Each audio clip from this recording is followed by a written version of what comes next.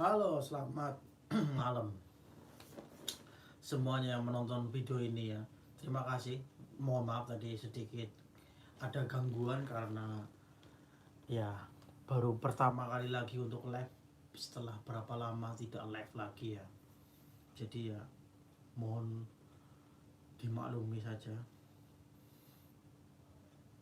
Tapi setidaknya hari ini saya mau ya mungkin cerita sedikit tentang perkembangan bagi para calon pekerja migran Indonesia ya yang ya mungkin merasakan terlunta-lunta atau dekat kabar kapan terbang, kapan dibuka lagi Koreanya ya. Jadi sampai sekarang masih belum dibuka dan kemarin ada berita yang masuk di CNN Indonesia dan media nasional Indonesia yang intinya adalah Korea itu menolak 3.400 calon pekerja migran Indonesia ya karena alasan Indonesia COVID-nya yang tinggi.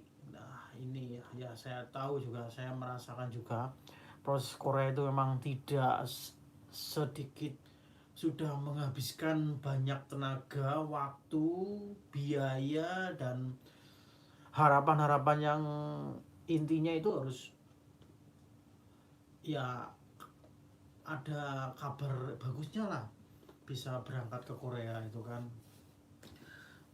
Ya tapi mau gimana lagi, sekarang sudah terbukti ya, nyatanya Korea itu masih menolak untuk kedatangan dari Indonesia. Dan bahkan kemarin saya itu sudah melihat kedatangan dari negara-negara lainnya seperti Kamboja, Thailand juga yang re-entry itu sudah bisa masuk ke Korea ya, di bandaranya ya, karena alasannya di negara mereka itu coronanya bisa diatasi dan sedikit yang positif alias teratasi begitu.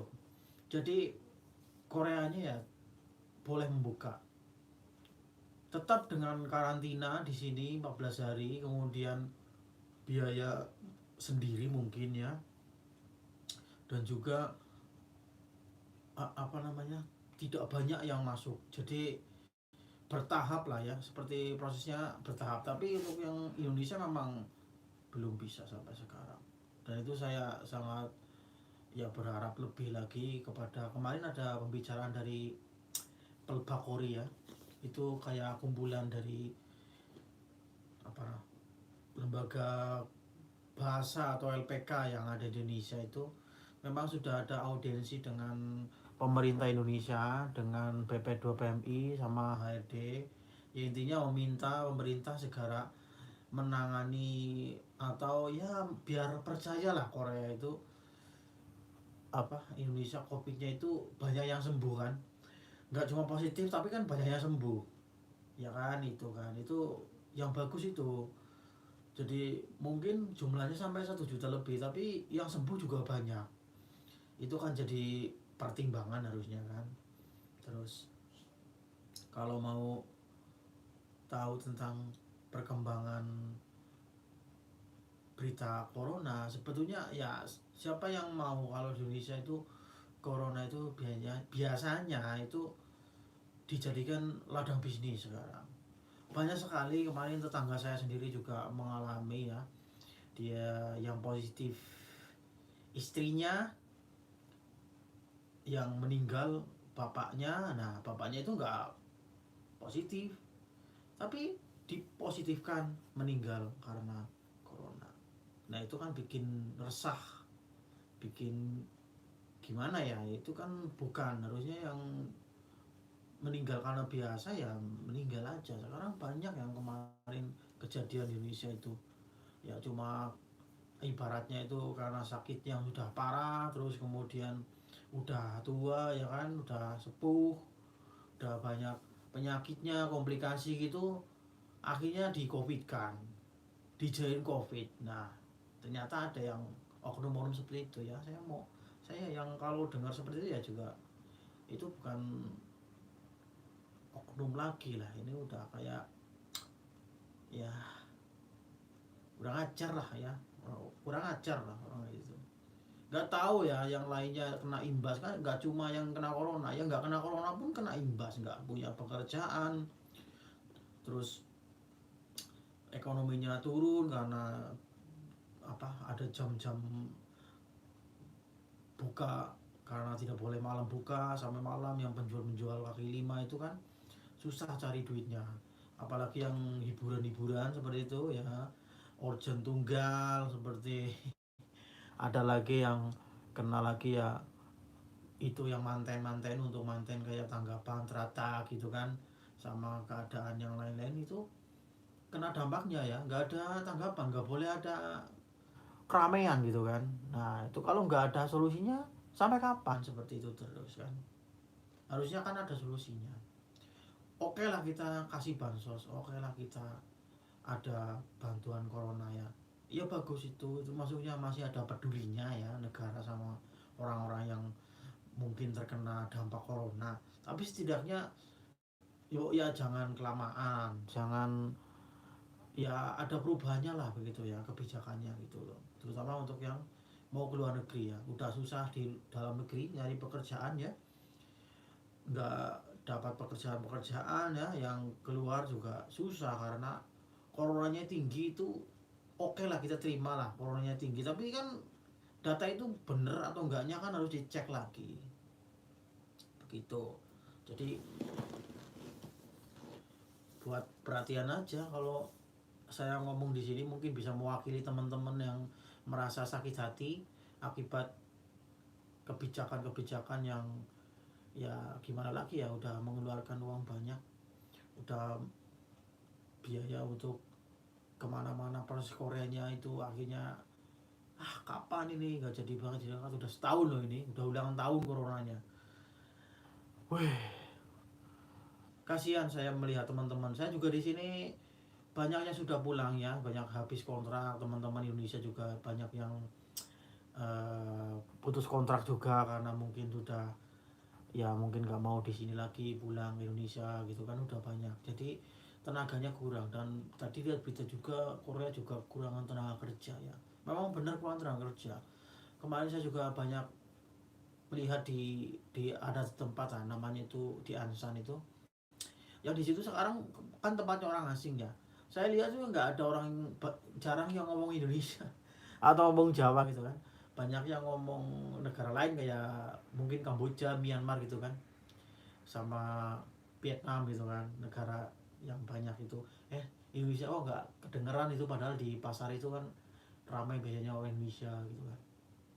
Atau mungkin nggak pada keluar ya, nggak tahu juga, kayak mungkin berkurang orangnya ya, udah kurang orang Indonesia nya, udah pada pulang gitu kan, gitu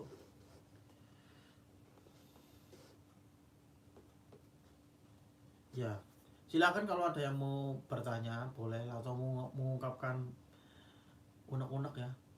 Saya live ini mungkin yang pertama kali 2021 ini, biasanya dulu saya sering live itu, tapi ya karena kerjaan juga gitu, banyak kerjaan ya begitu.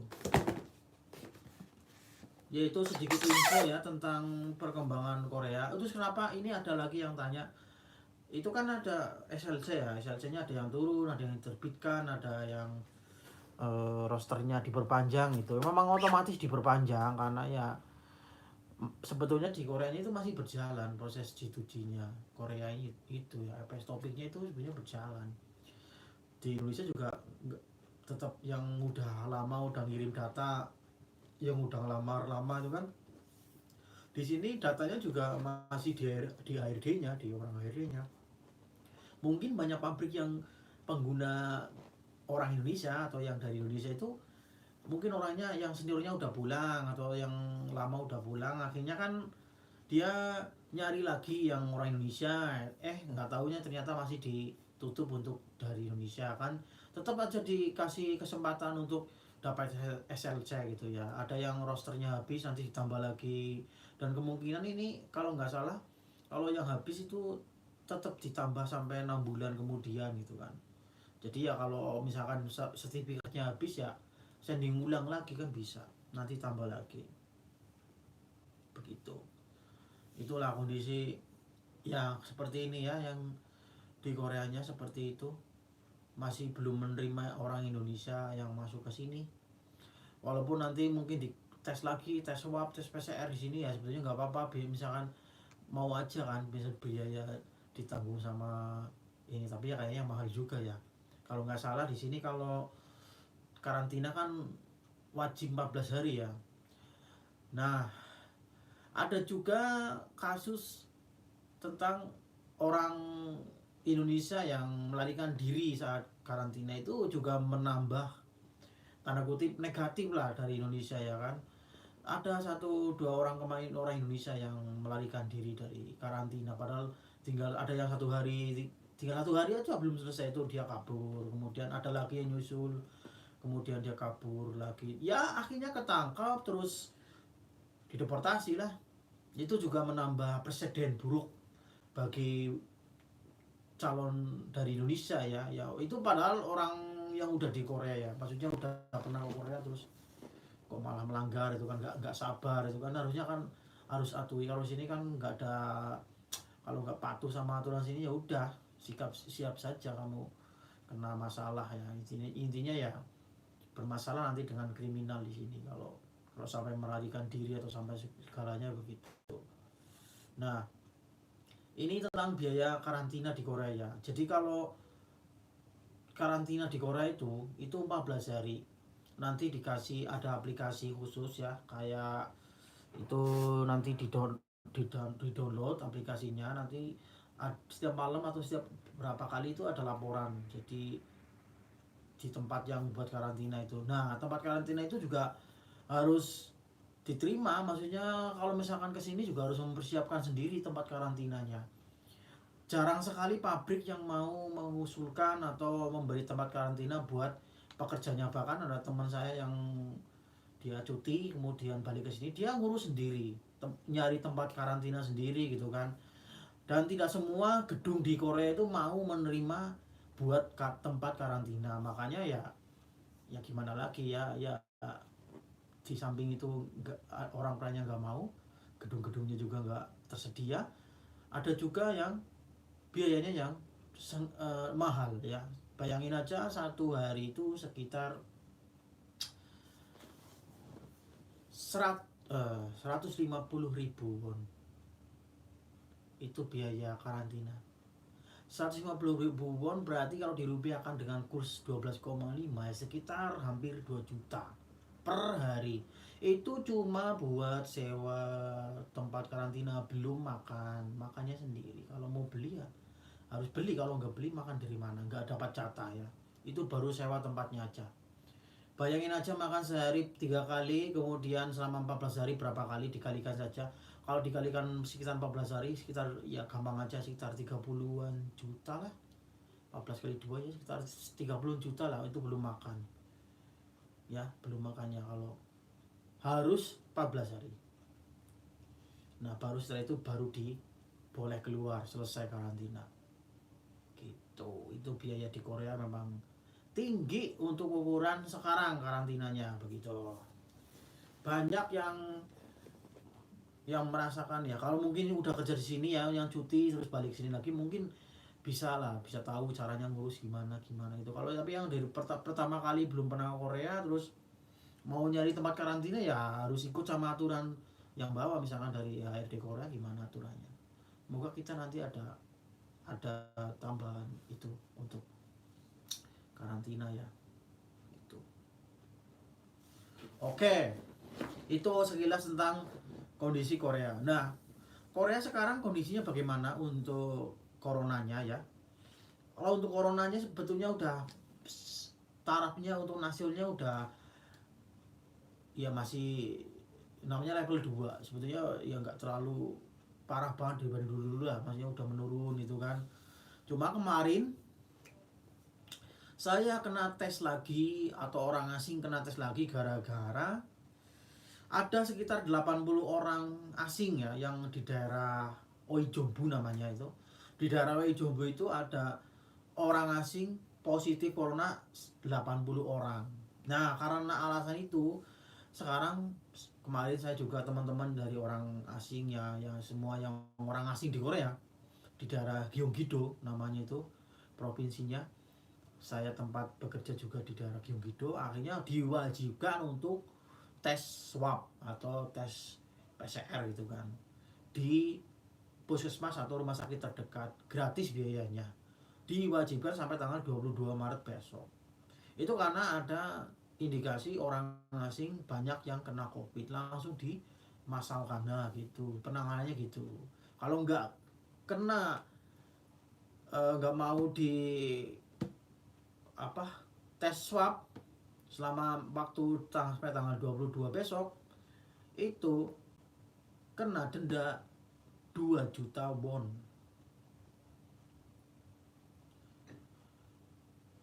ya, atau sekitar ya hampir 25 juta itu kalau nggak tes swab pas hari yang ditentukan ini ya. Jadi alhamdulillah kemarin saya sudah negatif ya, saya sudah 3 kali tes swab ya, sogok sini beberapa kali, aduh sampai hidung saya itu mekar.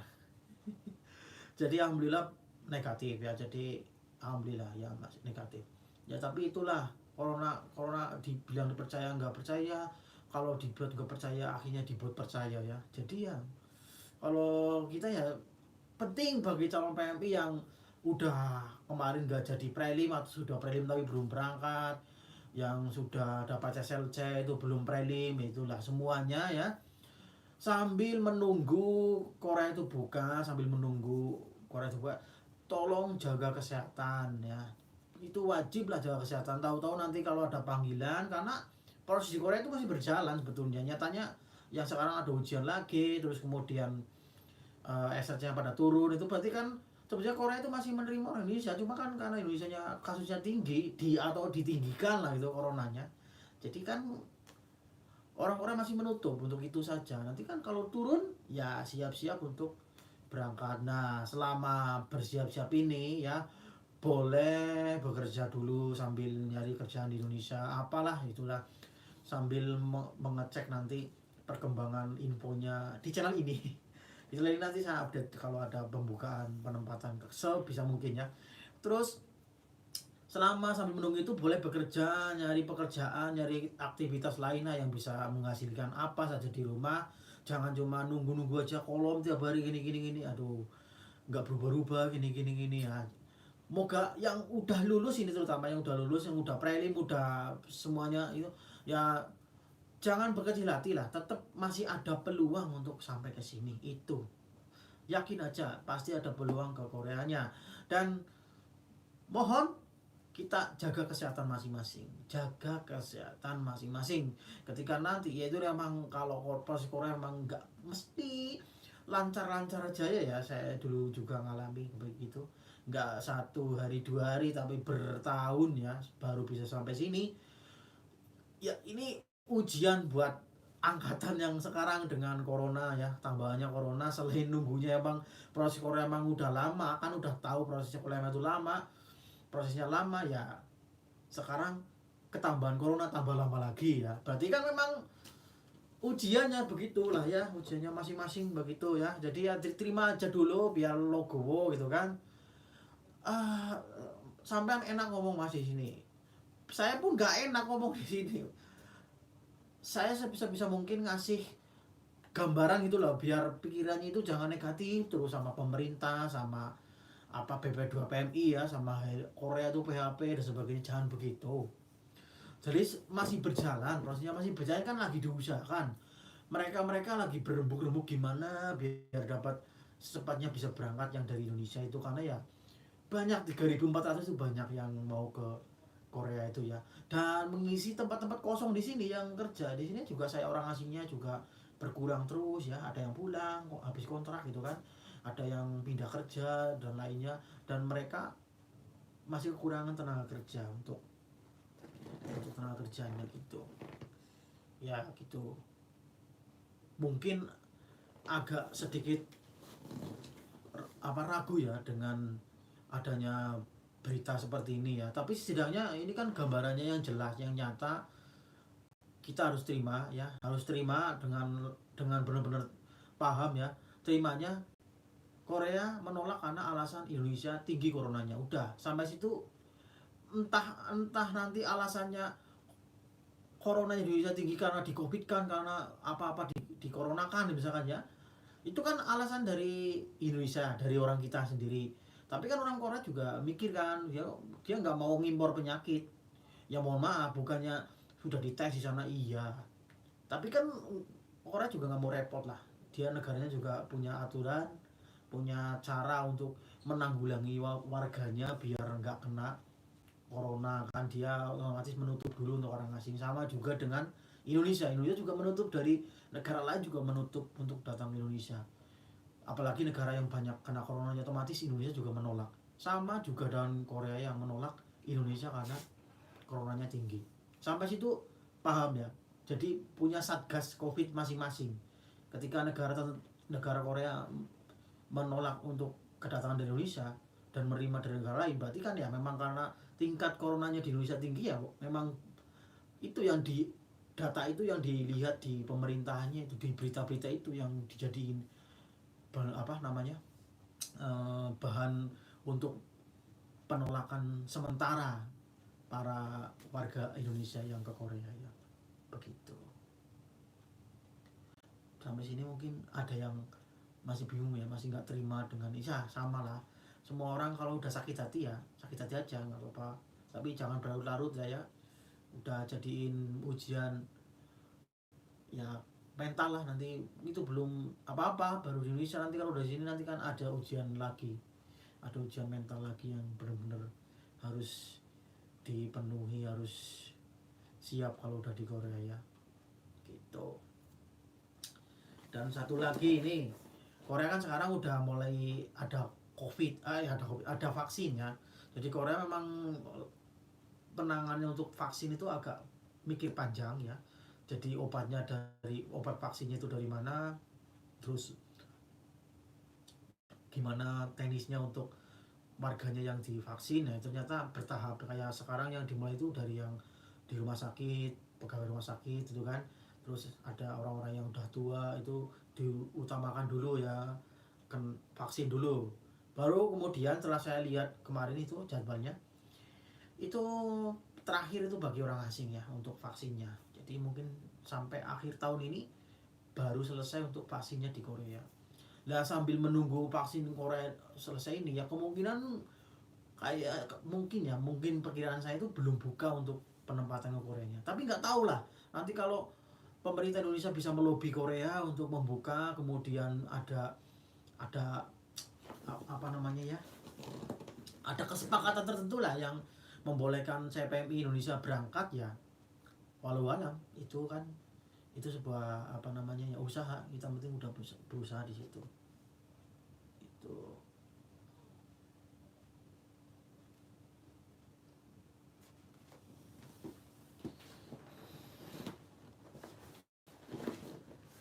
Itu saja lah ya untuk malam ini. Kalau belum ada pertanyaan mungkin ya sudah cukup aja dulu. Terima kasih yang sudah menonton. Jangan lupa di subscribe, nanti ada video baru ya tentang Korea dan apa aja. Nanti kalau tanya tentang kerja di Korea juga boleh, silakan ya, selama masih saya di Korea ya. Terima kasih, saya Waho. Wassalamualaikum warahmatullahi wabarakatuh. Bye bye.